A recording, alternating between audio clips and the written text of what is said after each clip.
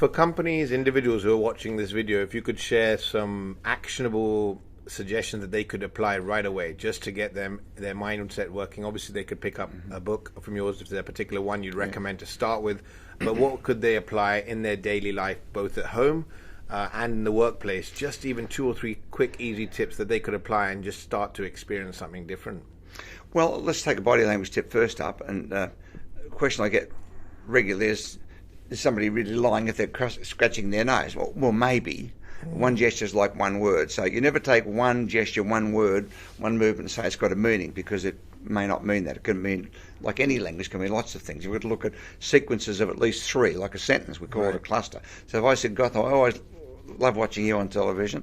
Well, maybe I had an itchy nose, but it doesn't matter why I did it. At a gut level, you don't trust me. You're not even aware why you don't trust. Just say something about him that it doesn't seem right. And probably because I did this. So the golden key is don't touch your face at any point when you're trying to be persuasive or convincing, because you might have an itchy nose or a scratch or an high temperature. It doesn't matter. The other person doesn't know that. At a gut level, suddenly they don't trust you. And probably a good tip is the subject of the latest book on the answer.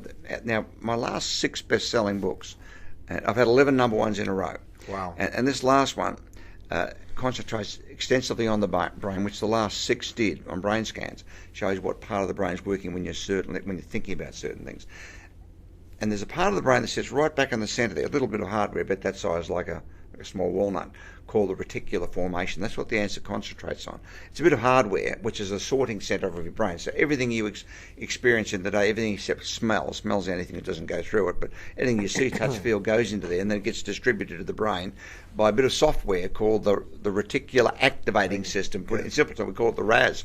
Now, the way it works in very simple terms is, first, if you can think or imagine of something, if you can imagine yourself being something, having something, going somewhere, achieving something, if your brain can actually think of it, it means that you have the wherewithal somewhere in you to be able to do it. Because if you didn't have the wherewithal to do it, your brain wouldn't be able to think of it. And this is what Napoleon Hill said in 1934, that what the mind can conceive and believe the body can achieve. Now, brain scans now, we can now prove that this is actually true. If you can think of something, it doesn't matter what it is, you can do it. Now, the starting point for that, and this is the whole, I think if you had to pick one point from the answer, this is the point here, that most of us, we're raised in societies, and India's the same. When you get an idea of what you might like to do, or where you might like to go, or what you might like to become, we start with how. Now, how would I do that? How would I become chief executive? How could I start my own business? How could I raise $1 million or whatever it might be for whatever the project? We start with how. And the minute you find yourself saying, how would I do this? It's over. It's finished. After a couple of days, because you can't see how, you become despondent and people become demotivated and shelve the idea or don't do it. So the starting point with this, and this is really simple, Gautam, but it's not easy, it's really simple, is that from today, refuse to start by thinking about how will I do something.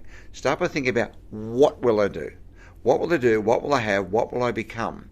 So let's say, for example, I want to become the governor of Rajasthan. I don't know whether you want to do that. I can't imagine, so I probably haven't got it in me to do it. But maybe that's what you want to do. If you can think of it, that means you have the capabilities within you to do it.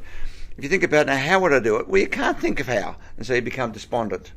So the minute you decide the what, the how appears, because the RAS searches like the internet. It searches the entire internet. If you start by thinking about how, it searches your own databases within your brain, which is only limited information. And that's why people become demotivated when they start by getting excited about a goal, because they start with how. Start with what, and your brain will search the internet and you'll see it everywhere. So it's like whatever sort of car, anybody's watching this, whatever car you drive, the moment you decide to buy that car, that's the only car you saw on the road. Every second person driving your car. They're in garages, they're at the airport with Avis on a special deal this month. Everybody's got one of your cars, yet prior to deciding to buy it, you mightn't have even seen any. Because the moment you put it into your RAS, it searches and it finds the data. So if you start with what and not how, your life will transform right at that point. Fantastic. Thank you, Allan. That's what and not how.